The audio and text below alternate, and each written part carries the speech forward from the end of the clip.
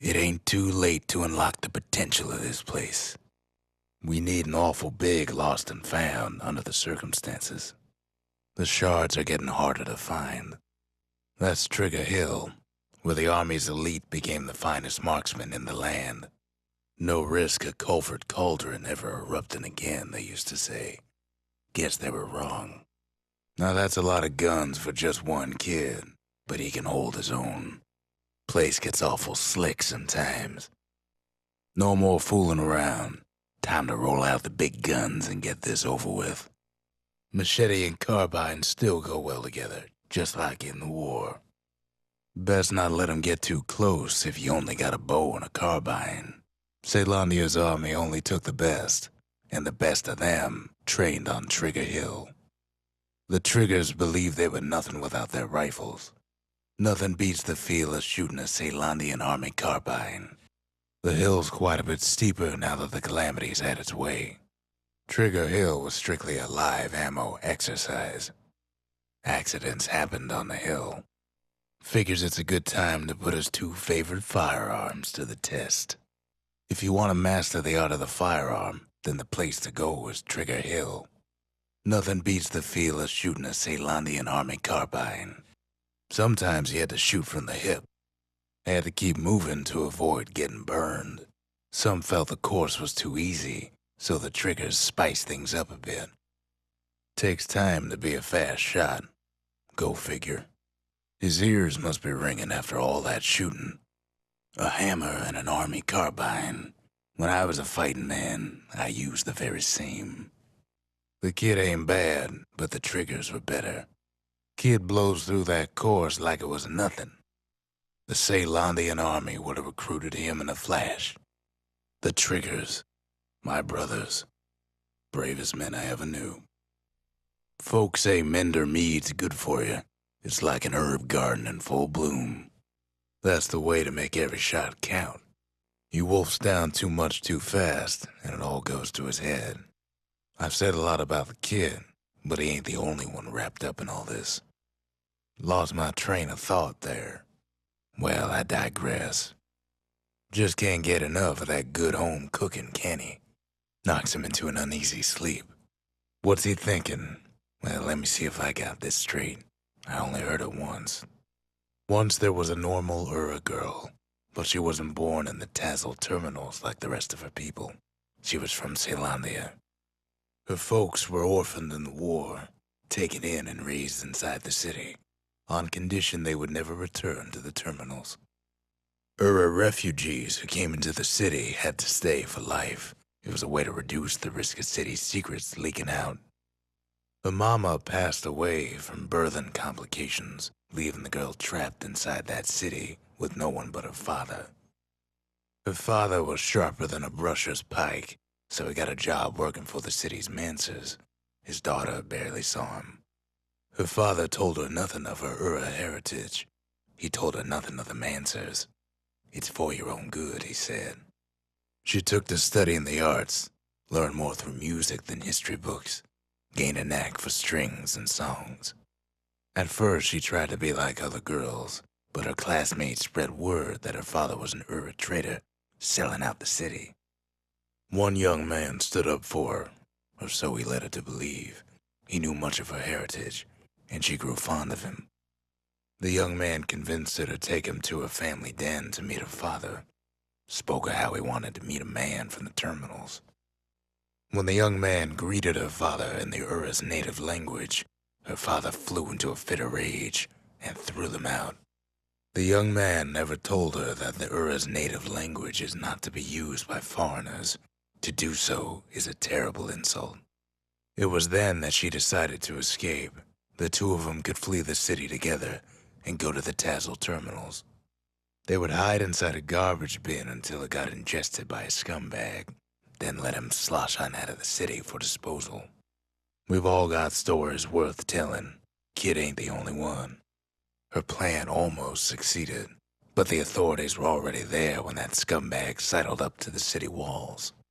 The young man had sent the authorities a tip, told him her father was using her to sell secrets to the Tassel terminals. She and her father were arrested for treason, but her father got a deal. return to work for the Mansers, and she'd go free. Before they parted ways for the last time, her father whispered a desperate plea. Hurry home to the den and lock yourself in. She did as she was told, and deep down underground inside that den, she found a journal written in her father's hand. The next day, the door to the den turned to ash. The girl came up for air, and she saw the calamity all around her. When the kid wakes up, his world's still in pieces, just the way he left it. Even the army never issued carbines in such fine shape. Nothing like a quick nap after a hearty meal. Hungry for more, huh? Well, all right. Bull brandy is thicker than paint. Makes your skin feel as tough as knife bark. The conscience. We haven't lost everything, long as we have that. The faith. Mother, this one's for you. Now we're looking at some serious firepower. You'd never guess those things been to the wilds and back. When you've got a solid balance, you've got what you need. It's no longer a weapon, it's a precision instrument. Graver gimlet tastes different the longer you swish it around. Miraculous stuff. Nothing makes a gun so dangerous as a keen eye. Leachade so sour it'll perk you right up when you're feeling low. Well, what does it matter? Not everything blew up in the calamity. Why, Colford Cauldron here blew up way ahead of its time. The cauldron boiled over some 300 years ago. Best to keep out of the cauldron. It's awful hot in there. The cauldron cooked him through. One thing's worse than the heat in Colford Cauldron. The smell. Like rotten eggs. The cauldron boiled over some 300 years ago. They say it filled the skies with ash and the lakes with molten rock. If you wanted to survive something like that, you had to learn to adapt. So in a way, the beasts of the wilds, they're all survivors too. It takes a certain stubborn pride to keep on living in a place like this. As for us, we learned an awful lot from Colford Cauldron. That learning led to some interesting inventions. Playing with the cauldron's fires became an addiction. Can't fault our people for their natural curiosity now, can you? Sure, we dusted off a good many secrets out here, but we discovered other things we're better off not knowing. The unforgiving scent of sulfurous dirt. The taste of air so hot it sticks to your lungs. All sorts of awful things crawling underfoot. Never thought we'd find so much life in all that ash. The more ash we swept aside, the more life we found. We kept on sifting through the cauldron's secrets anyway. Place as inhospitable as they come, but still we pressed on. After all, when we looked down inside Colford Cauldron, looked down through all the smoke and flames, we saw in there the heart of the world, the heart now laid bare by the calamity. We had to have it. As for the kid, he just has to get that shard out of there. Too bad taking that thing woke up every last stink eye from here to Charleston Bog. Kid's thinking he's got to trek all the way back around the cauldron. Luckily, the cauldron cooked up a little shortcut for him. Sure, it ain't the most convenient path.